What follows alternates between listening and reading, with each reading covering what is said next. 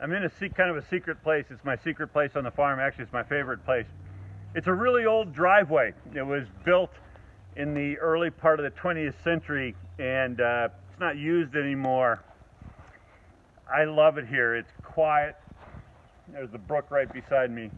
It's hard to believe that 65 miles that way, there's a city in profound turmoil.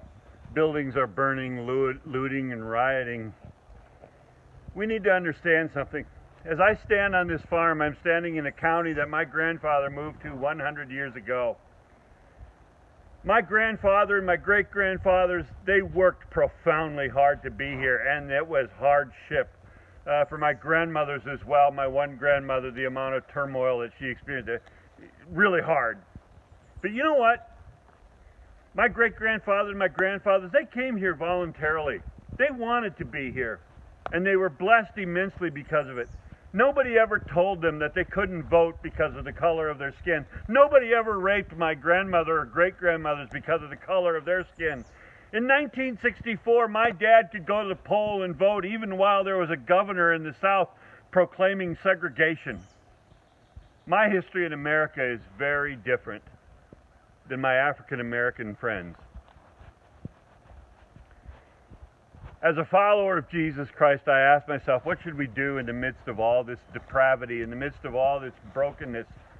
A white officer with his knee on the neck of an African-American man, kind of a modern version of, it looks like a modern version of a lynching. It's terrible. I don't know the backstory to that. I'm sure it will come out. But as a follower of Jesus Christ, how do I respond to this? How do we at Trinity Hill respond to this? I think there's a couple of things we need to do. One is we just need to examine our own history and our own past. There may be all kinds of hardships there, but I think we have to admit that we are a profoundly blessed people, that God has been overwhelmingly good to us. Secondly, I think we need to examine our hearts and just to say, what assumptions, unfair assumptions sometimes, do I make about other people?